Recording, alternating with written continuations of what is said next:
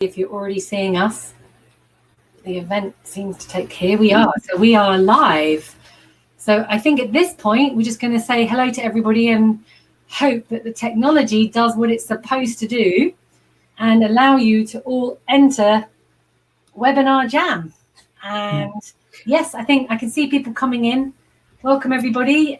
We can't see you yet, but we'll get going in a minute or so. So for those that are entering or that can hear us when we can't hear you,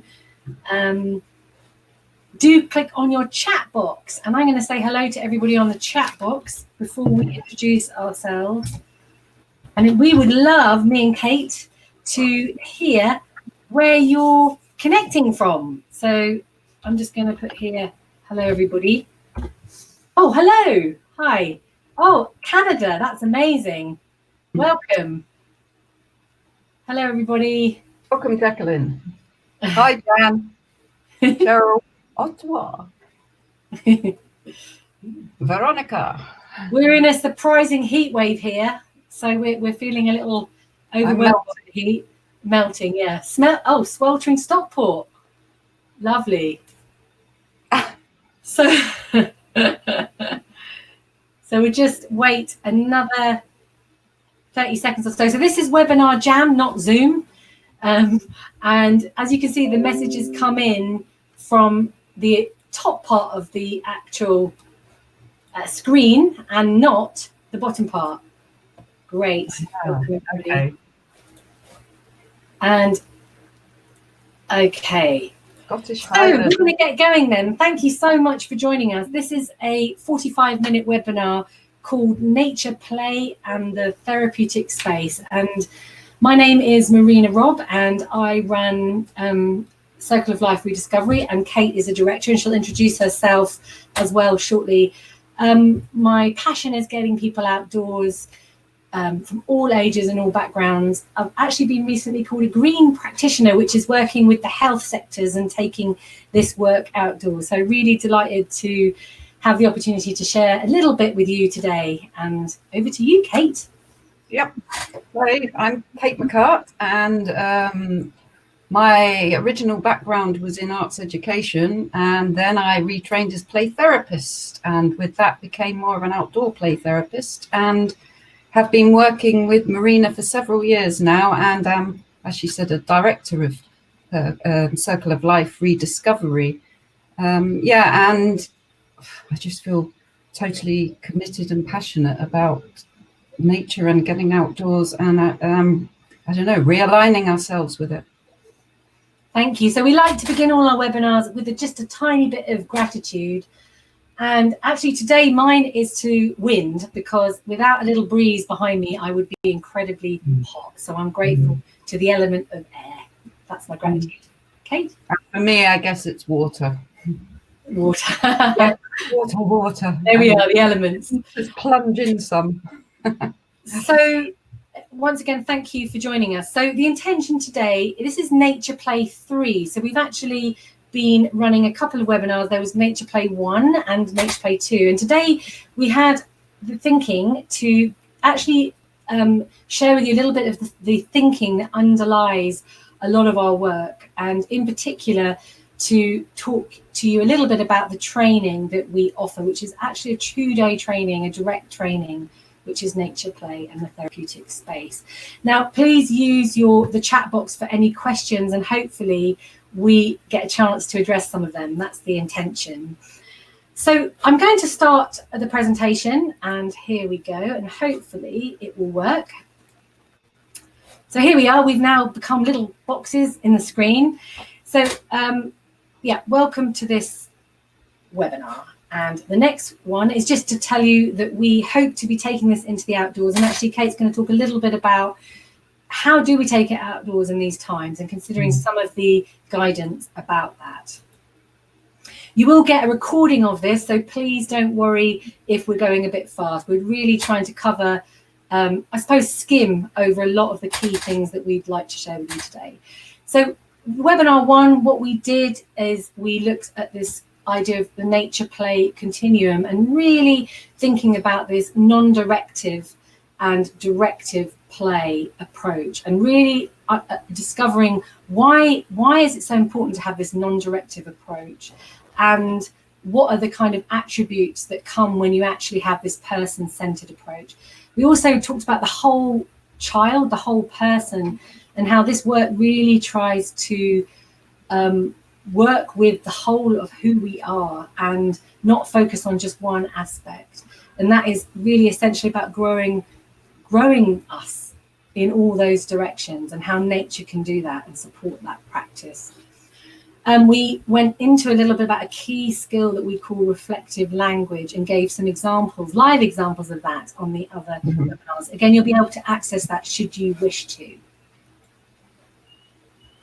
The webinar 2 was again revisiting the nature play continuum and looking at the outcomes of this sort of approach. We went over the health benefits to do with nature, and we spent a lot of that webinar much more in action, looking at games and activities and resources and materials that you can use, whether you're indoors, because obviously in COVID a lot of people weren't able to get outdoors, so bringing nature in, and then essentially what kind of things can we do when we're outdoors. Okay, so here we are. We really feel, actually we were talking, Kate, before we came live, that we know over the years of working in groups that there will always be young children, for whatever reason, that will struggle to go into the group.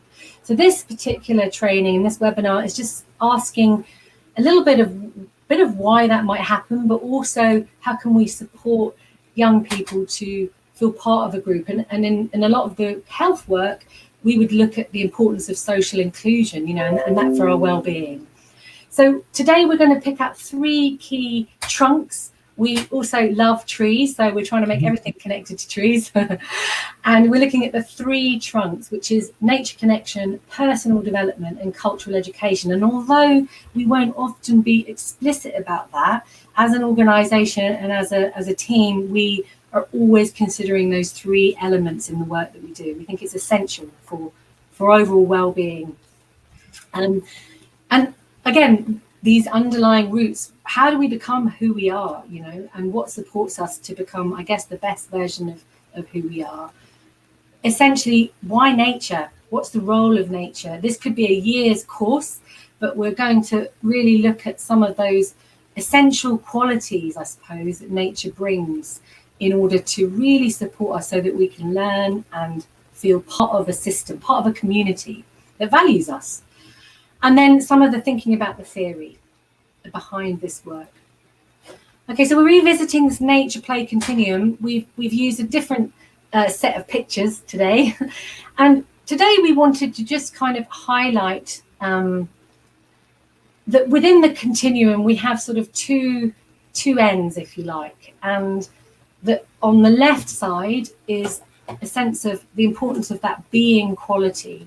And in the right side is this sense of doing. And we have both. We have the importance of being and the importance of doing. Now, this non-directive approach, what we're really emphasizing today is this idea that when children or adults have choice, then they feel that they can build trust and safety. So there's more to choice than just about learning and choosing the things that you're inspired by to help your learning. It's actually essential in well-being. And I guess I could jump to the opposite of that, of feeling no choice and feeling trapped, and what that's like.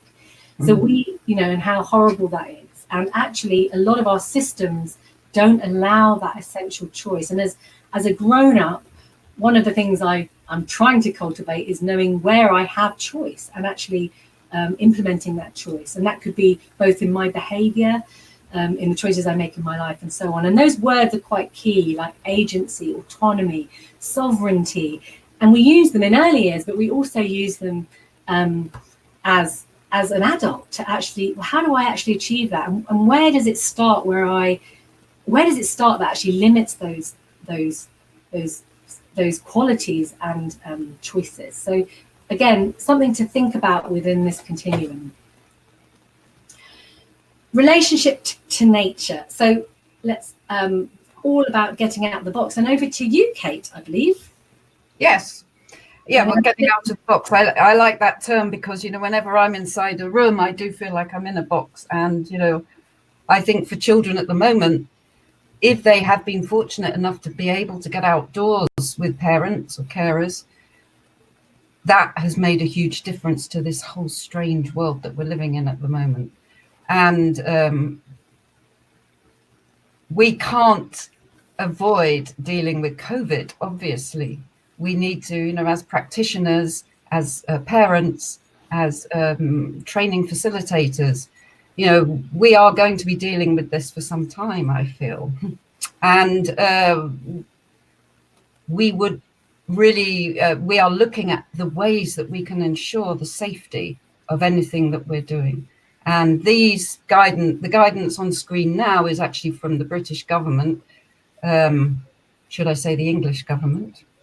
And yeah, we can feel quite confident that actually when we run programs, and hopefully if you are also facilitators of programs wherever you are, that actually, yeah, we can do these things. We can still support children outdoors in their play, in their development, and in their learning.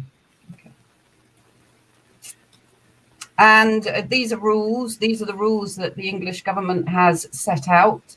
And of course, something that has been becoming more and more evident is that people have been going outdoors more. People have been connecting with nature more. Unfortunately, maybe the joy of actually being able to go on holiday may have detracted from people's appreciation of what we need to do as caretakers, but that just highlights the importance of this sort of work. And if you want to, there's a lot going on with research into the benefits of being outdoors and how this going outdoors during this awful time has benefited children. This is a good one to look up if you're interested. And the next one, yep, they're from Toronto. The Lawson Foundation are looking at, the fact that children will learn better if they're outside, and if actually we can somehow accommodate outdoors for learning, children are more receptive, both in mind and body, for that. Actually, I'd just like to add that having spoken to a member of the NHS today, the National Health System in England, they're seeing the recovery phase, as they're calling it, as the implementation of going outdoors is essential. That actually this work is an essential part of recovery in this time. Okay, so whilst we've been in COVID times, a lot of us haven't been going outdoors, but actually this is not a new thing anyway.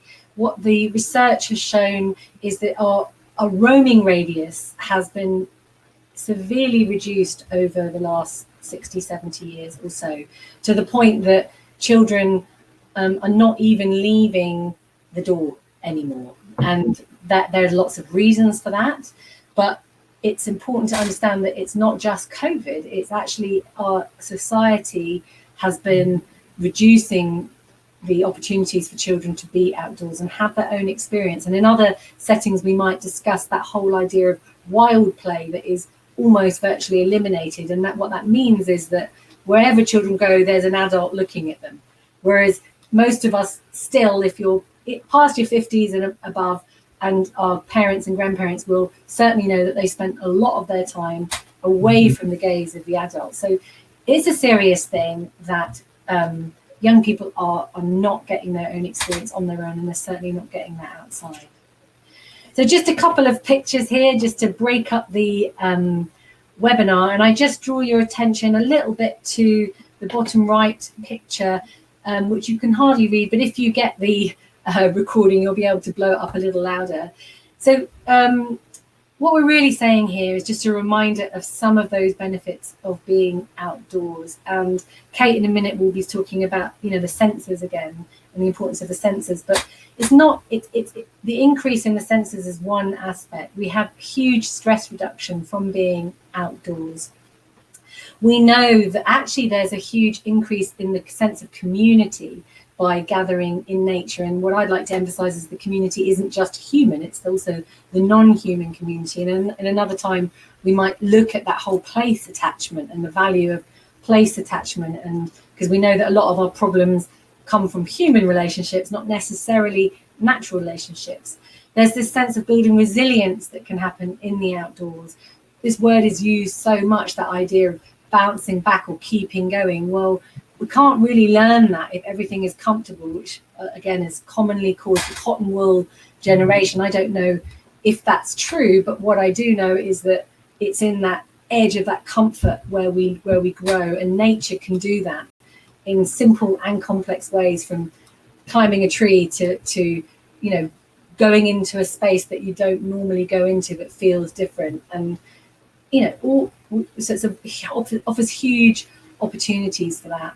And for all kinds of groups as well, for groups that may have physical or learning disabilities, or may have struggling with mental health difficulties, as well as little children, as well as all elder dementia clients. So it's a real opportunity to take this work both within education and grow it, but also take it for our well-being.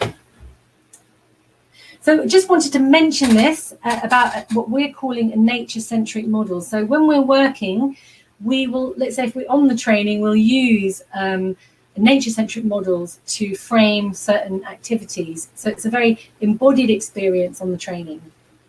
But this gives you an example. Some of you might be familiar that none of these ideas are new. In fact, most of these ideas come from thousands of years ago, in a way, of how we grew up naturally in villages, in communities.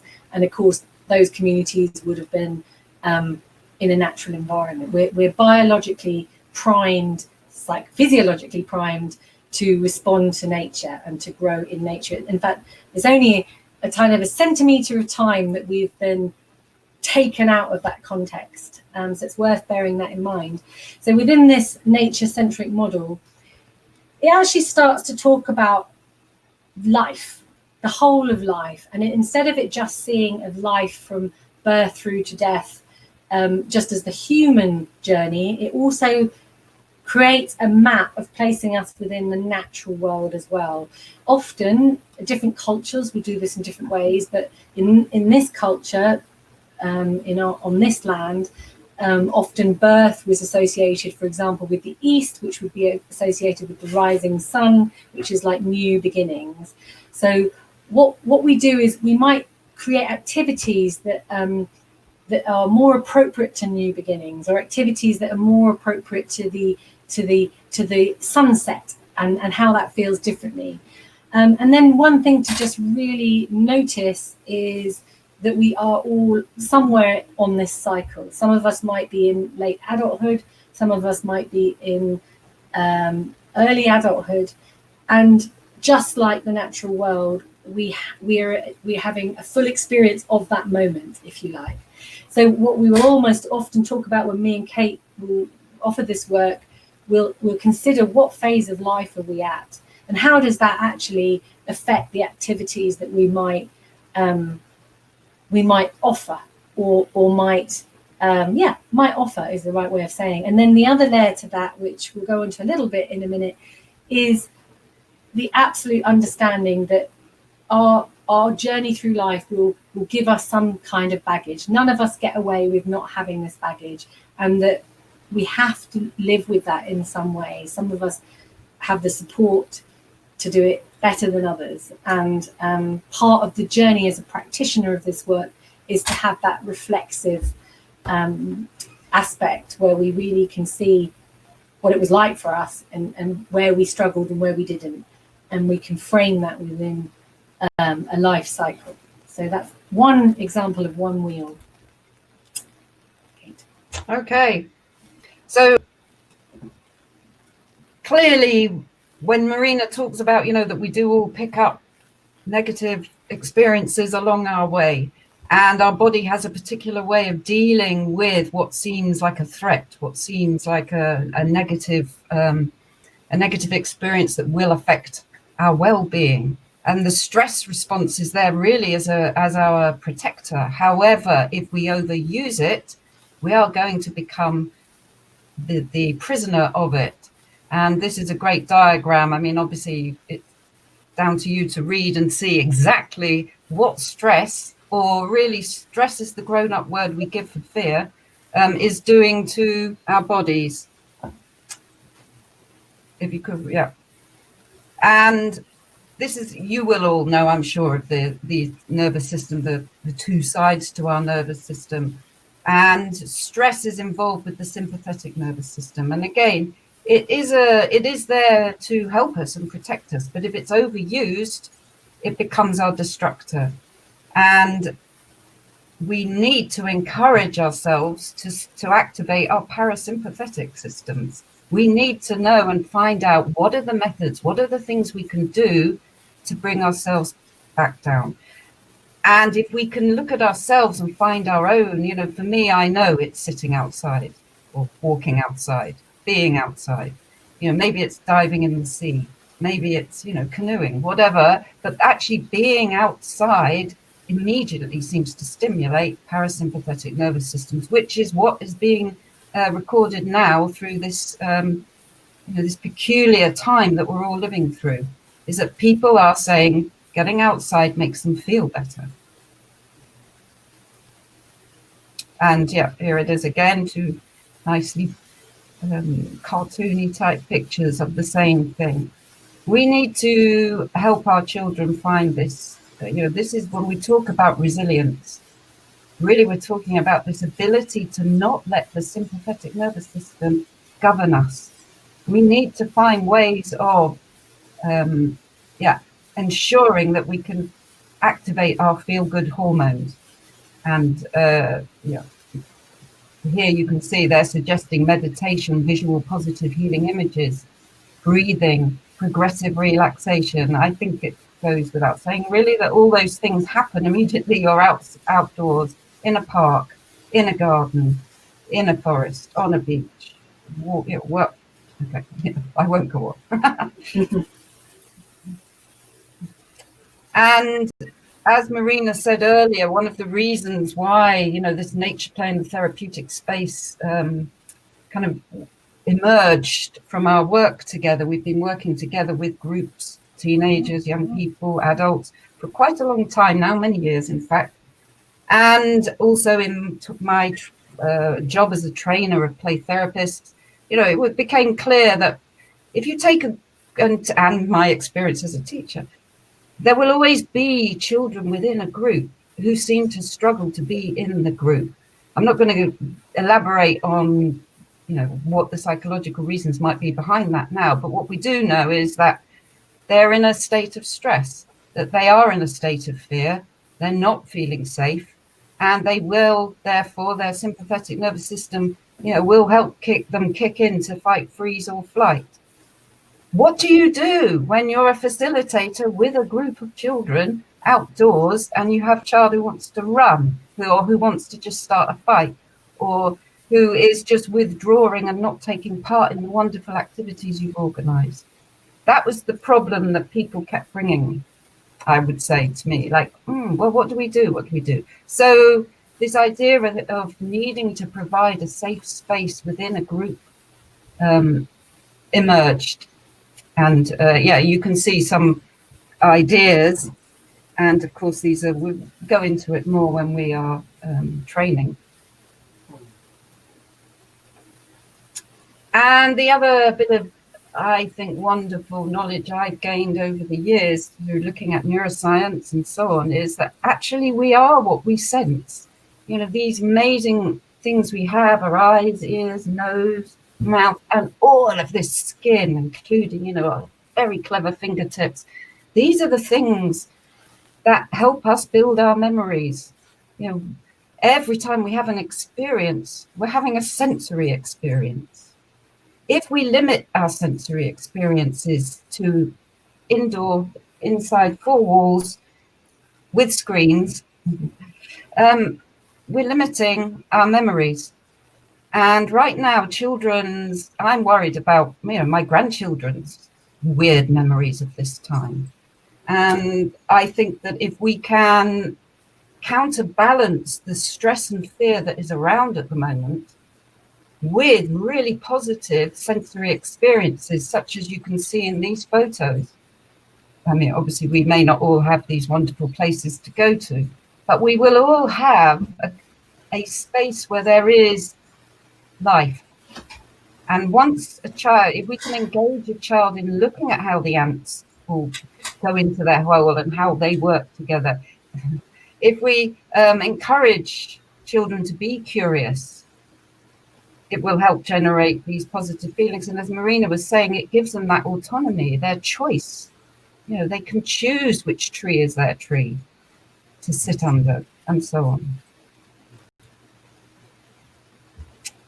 So, yeah, without doubt, as a play therapist, you know, and as a creator, I wouldn't be able to really get on if I didn't have opportunities for playfulness, silliness, exploration, construction. We focus on 3 play stages: sensory play, constructive play, and narrative play as the key developmental tools. And they're things that we, even as adults, should try and return to. We may have a preference for one or the other. And that concept of embodiment, projection, and role play within Dr. Sue Jennings' model is also a very helpful and useful way of understanding that experience comes from the senses and we actually need to embody them. If we are going to feel that we have that connection with the experiences and we own them and they kind of have our choice within them. I think that's all I can say on that at the moment. So we're just going to have a moment to have a little exercise. So we can't see you, which feels slightly disadvantaged. But what I'm going to ask you to do is to, if you're willing, to just put your hands out in front of you like this and wiggle your fingers for a moment. Now, I'm going to stop looking at the screen and I'm going to find, so I hope you're moving, doing that. And find a spot in front of you that you're just going to focus on. But at the same time as you focusing on that, you're going to notice that your fingers are moving. And gently, whilst focusing ahead, gently, gently, you're going to open your arms and see, because no one's watching you, see if you can keep looking at your fingers moving apart and the object in front of you. And what you'll start to notice, hopefully, is that you can do that. And that is known as peripheral vision. So sometimes we move our hands. I'll do it like I'm doing a small version so you can see. So move your hands above you, back round, maybe have a deep breath. And just notice, and hopefully, it starts to become relaxed. And what that's doing is it's actually widening your vision, your sense of vision. But at the same time, it actually starts to relax you. Now, you can shake that out a second. And what we would do perhaps is a fun version with little children, or a kind of dramatic version in nature. And actually, when you're outdoors, have a go later, step outside if you can, and just have a go at doing it. And it is a relaxing experience to let your vision soften and widen. And what you'll notice actually is you start to notice the patterns, perhaps the pattern of the light, of the leaves, and so on. And it's quite soothing. And then there's other kind of follow-up activities that can follow just from the sensory experience, where you might suddenly notice a bird, which you wouldn't have noticed because you tend to look ahead and be very focused, linear thinking. Just add there that, of course, we've all been spending a lot of time just focusing on this screen, and children too. It's a great little exercise to help their eyes and their vision. Yeah, thank you. And then another invitation might just very, very simply be to close your eyes. Again, we can't see if you're doing it, but I'm going to just close my eyes for a moment. I always come back to my breath. It's something that settles me. And certainly if I feel agitated, it settles me. So you notice your breath.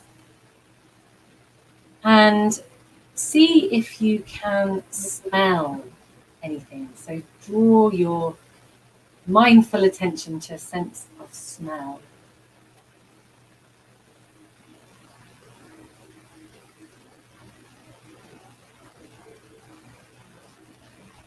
Being on a webinar, it's slightly more abstract. So what I'd also like you to do is just to see if you can bring to your mind's eye a smell that you really like. I just had lemon, actually. Wasn't expecting that. So maybe in a minute you can just write down in the chat box if you had a smell that came to you. And again, smells can be very soothing, or they might not be soothing. There's lots of different sensory activities that you may do naturally in play that are soothing and help you bring back yourself to a balance again, which is what the parasympathetic system is doing. Okay. So another tree trunk, personal development. Kate. Yes, I think that, as a play therapist and as a creative therapist, Carl Jung has really enlightened me into many aspects of myself and of the work that I'm doing, and why creativity is so vital. And, only in our creative acts do we step forth into the light of consciousness and see ourselves as whole and complete. Playing is being creative. Children need the opportunity for playing. And we need to provide as many opportunities as possible for this kind of free, non-directed activity where they're not being told that there is an outcome, that the product isn't the point, it's the process. Because when we are making anything or dancing or singing a song or drumming how we want to drum, that is an externalization of our inner world. I haven't got time to talk any more about it, but this is another favorite of mine, Carl Jung's constellation idea of the psyche, the different aspects of who we are. My teacher told me that when I was training to be a therapist, he told me that when you're in relationship with anyone, you're actually in relationship with 5 people. So these are the different aspects of ourself. The core or true self, which is a bit like the idea of a soul, being that very delicate, vulnerable part that needs an ego to help protect it. I'll go into that further, but we're moving into talking about the shadow, which we can't escape having a shadow. The shadow walks behind us all the time. Behind us, and I, over the years of training play therapists, began to realize that the shadow was like the shadow carries a backpack, because the shadow, we can't get away from it, and the shadow actually can be our friend. But if our backpack is getting so full of negative experiences, maybe adverse childhood experiences, it gets heavy and heavier, and it prevents the kind of free movement or individuation of the energy of all those different aspects of ourselves to work together to be truly who we want to be. Again, haven't got time to go into that more now. This is another of my, this comes from transactional analysis. Eric Byrne and Stephen Cartman developed it further, the drama triangle as it's known. Again, a really influential theory for me personally, to just check myself. Check myself that I am not getting caught in the triangle. If you begin to feel like someone's is victimizing you and making you feel like the loser, as children like to call it, you need to look at, well, what's going on? Where's this bullying? Where's the rescuing? Because without doubt, I now feel these three different aspects of behavior are totally united. And often we would say, when you're working with a group of young people, that you'll often come in as a practitioner and try to save the situation, like interfering in play. Rescuing. It's rescuing, can be even adulterating their play, because a child will say, well, he hit me, or he did this, or she did this. And we do what we're really aiming to do is to step out of this triangle and to encourage others to step out of the triangle and to empower them to actually get their needs met and find a way to do that. Would you say that's a little summary? Yeah, I think it's not to deny that there are true victims. Absolutely. Not to deny that there are real bullies out there, but we're talking about looking at ourselves and the roles that we play. So, if you have a piece of paper handy and a pen, this is just a very quick thing. If you happen to have plasticine to hand or clay to hand, even better. Have we got 5 minutes, Marina? I'm afraid no. We've already done 36 minutes. Well, okay, so you've got probably 3 minutes max to draw a picture of a monster. So I'm going to see if that is actually possible.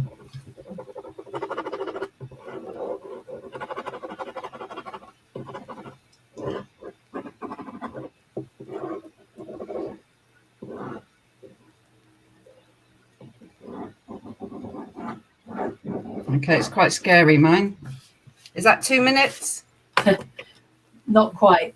Okay, 1 more minute.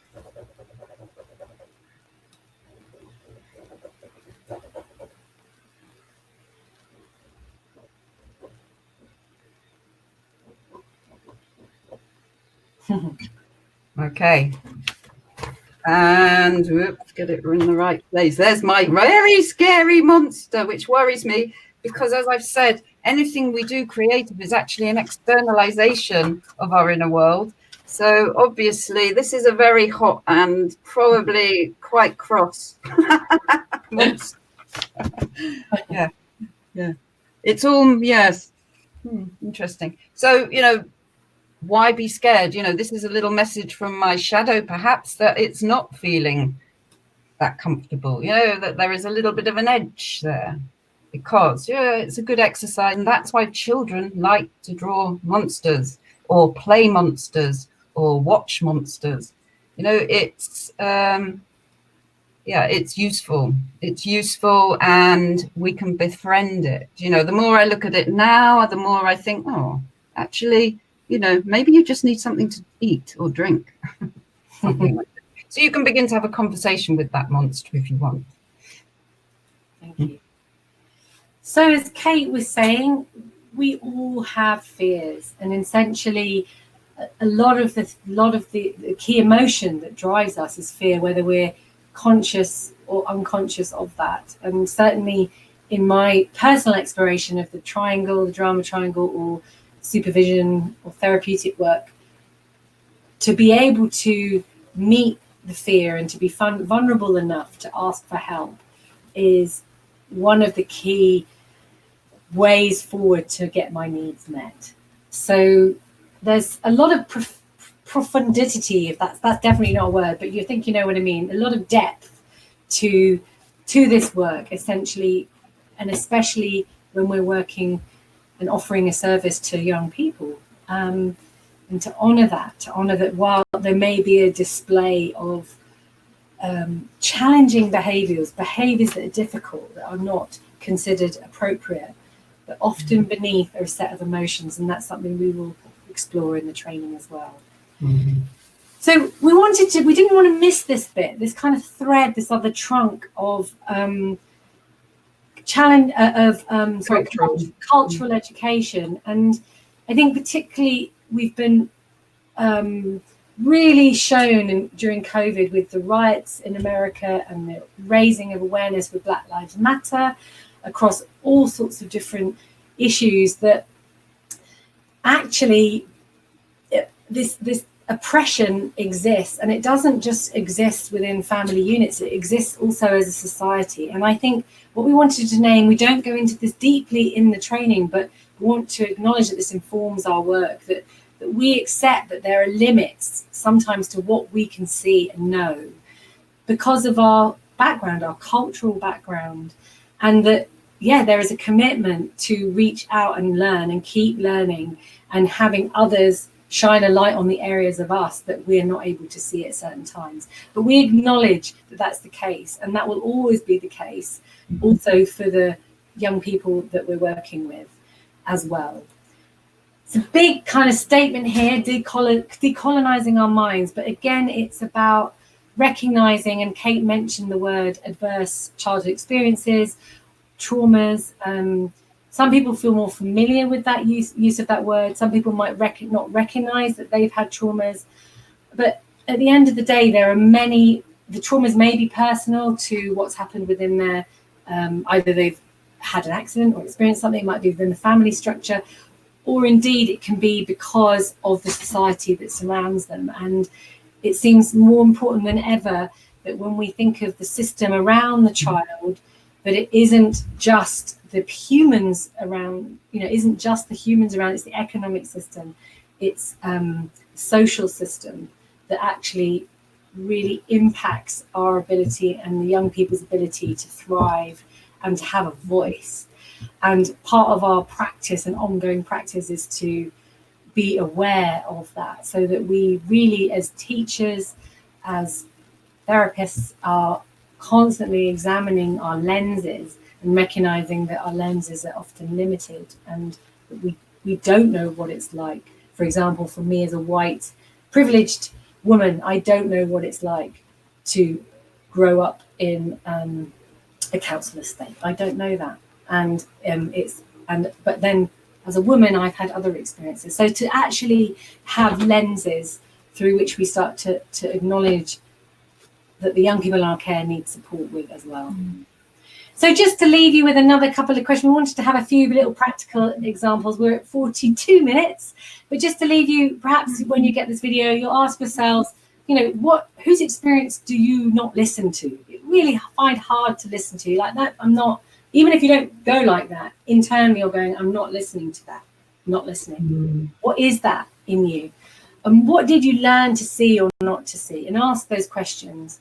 And perhaps that's true in your practice. What do you not want to see? And then that really classic statement that sort of starts a lot of our work is all behavior is communication, that when we behave in certain ways, it's telling us something. And it's usually, even it may come out in opposites, it's usually calling, and it's calling to us a need and so on. And the more that we can tune into that, and that's part of the training, is also to attune to the space, to the people, is really helpful. So what have we done? We've explored very briefly a little bit of health and safety around COVID. We've given you some examples and also shown that we can take this practice, we can work outdoors. It's the time to do it. We've referred back to the nature play continuum and a little bit about communication around reflexive practice and how this supports positive relationships.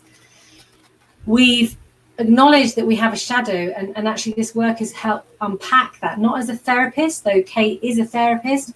I've done a lot of therapeutic work, but it's really acknowledging that and actually knowing that play is one of a number of vehicles that can really support, I suppose, a transformation. This idea of the cultural education, acknowledging this unconscious prejudice that we have, and we might feel that towards certain young people and we don't know why, and often that will be connected to our own baggage. That whole concept of that mind-body communication, and we know more about that through the vagal system. More research around that is reinforcing, and the neuroscience is reinforcing how important it is that we are connected to our body. Our body has the information that we need and gives us signs to help us stay safe. And when we disconnect from that, we are less able to do that. Play, being in the body helps that. Being in safe spaces helps that.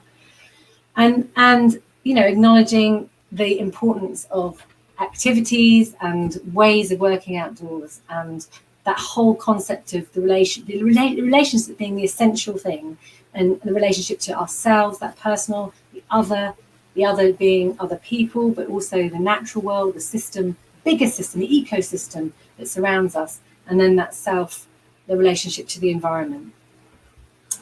And that's it. So we've reached 45 minutes. I think that's pretty good. We would like to be able to take a couple of questions. We are offering a training in September, and we are offering that in Cornwall. And we do love this work. We'd like to expand this work and support people to get outdoors as much as possible within their practice, and also to introduce these therapeutic skills. So thank you for people saying thank you. I'm sorry if there were some reconnection issues. I don't know why that is. It usually works very, very well. The recording should come out. It could be the weather. It could be the weather. We definitely think a storm is on its way. It sounds like Edinburgh had that already. And yeah, if there are any questions, we're going to stay on for another few minutes. Otherwise, thank you very much. We do hope it's useful. Thank you, and get out there and play. Great. And I'm aware that sometimes the questions come in a bit later. There's a delay, so I'm going to let it happen. Maybe we've just filled. I can't wait to stay outside. Get outside. Lovely. Lovely, yes. Thanks, going to make a monster. Good, go for it. And we usually do that with clay, so we'll have fun with that another time. Or making them on the beach with driftwood and odds and ends you find, picking up the plastic. Question about accommodation. No, I'm sorry, we aren't able to. The accommodation isn't included. In a no is the answer. It's not bad. I think it's something like works out. It's something like £80 a day. That's an interesting question. Any sort of further questions, Nisha? Perhaps you could email us. The email harriet@circleofliferediscovery.com is the for bookings, but info@circleofliferediscovery.com is where you can connect to me and Kate. Maybe nature play and the therapeutic space is what you're after, but we'll see. Yeah, email Marina. Yeah, and absolutely, COVID has taken us inside. Actually, you can go outside. You really can. It's government guidance currently is for training and businesses 30 people. Obviously, we don't work with that many people in a training. Is to go outside. So you have to follow all your risk benefit assessments and have them in place, and guidance. But actually, Amy, I sympathise with you, and I suggest if you can go out for little walks, pick up things like this is a little sneak. No, it's actually rosemary, but it doesn't matter. Just and when you're sitting having to do your work at home or whatever it is that keeping you locked in, bringing in a little bit of nature, the smell, the texture, it will help. It will help. I like that you're going to drag your children out for a walk. It is the case, isn't it, that sometimes you have to drag them out. But isn't it amazing once they're out? Once they're out, they don't want to come back. Yeah. Okay, everyone. Yeah. Thank you, everyone. It's a really strange phenomenon that we can't see you. But appreciate that you've joined us on at least down here, a very hot day. And hopefully we get to meet you in the woods. Yes. Take care, everybody. Bye. Thank you.